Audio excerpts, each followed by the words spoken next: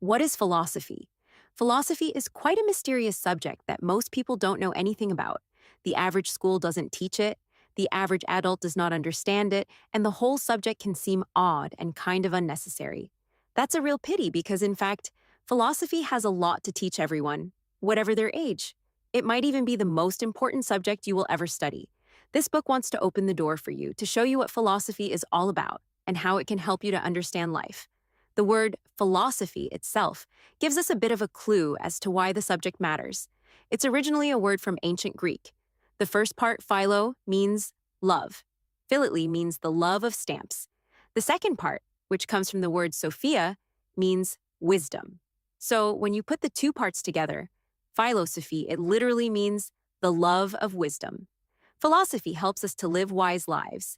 But what does wisdom mean? It's not very obvious at first. Is being wise just about being clever? No, it's much more than that. It's about being sensible, kind, calm, and accepting of how life can sometimes be, which isn't always perfect and sometimes really quite hard. To get a better idea of what wisdom might involve, we can think about its opposite, not being wise. Imagine that your mom loses her keys. There are unwise ways she might deal with this. Maybe she starts shouting at other people, "Who moved my car keys?" even though probably no one did move them.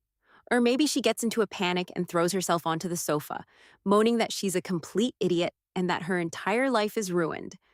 Poor mum. What would a wiser mum do? Instead of ranting and raving or starting to panic straight away, she would think, well, car keys do tend to get lost from time to time. I must have put them somewhere. Maybe they're in the coat I was wearing yesterday. She could ask, calmly, if you had seen them, and she might even laugh about how silly she was to forget where she'd put them. There are lots of situations where you can see the difference between unwise and wise ways of dealing with stuff that happens. There are lots of problems, both big and small, in everyone's life, including yours too, of course. We can never get rid of them entirely, though we try hard. But we can all get better at how we deal with our problems. We can try not to get angry so often, try to shout less, and try not to panic or hurt the people we love. Philosophy tries to help us act more wisely when facing the problems in our lives that we can't do much about. Here are some examples of wise and unwise responses. You lose a game against your brother. An unwise response would be, accuse your brother of cheating, though you know he didn't really.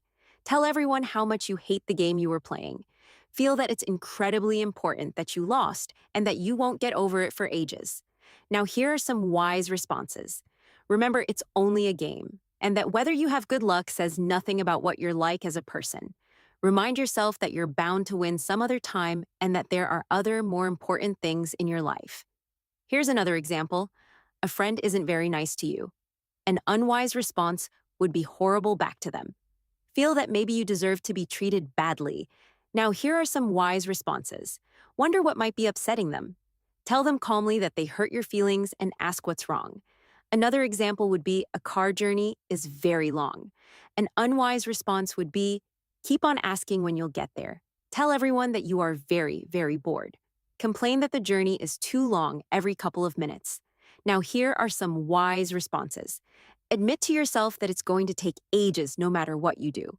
Look at things out of the window and make up a game or story. Design the perfect house or submarine in your head to pass the time. Here's another example. You don't like what you've been given for dinner. An unwise response would be, shout about how disgusting it is. Throw it on the floor. Refuse to eat it. Now, here are some wise responses. Politely explain what you would prefer to have instead. Offer to help prepare something else another time. Keep in mind that whoever made dinner didn't mean to disappoint you, and that it might hurt their feelings if you complain. Philosophy has been going on for a very long time all around the world because people have always needed help with shouting and panicking a bit less. They've always needed some help with understanding life and how best to deal with it. Over the years, philosophers have come up with a lot of useful ideas that provide this help. We will take a look at these ideas on the next videos. For now, I hope you have a better understanding of what philosophy is. I hope you enjoyed this video, and thank you for watching.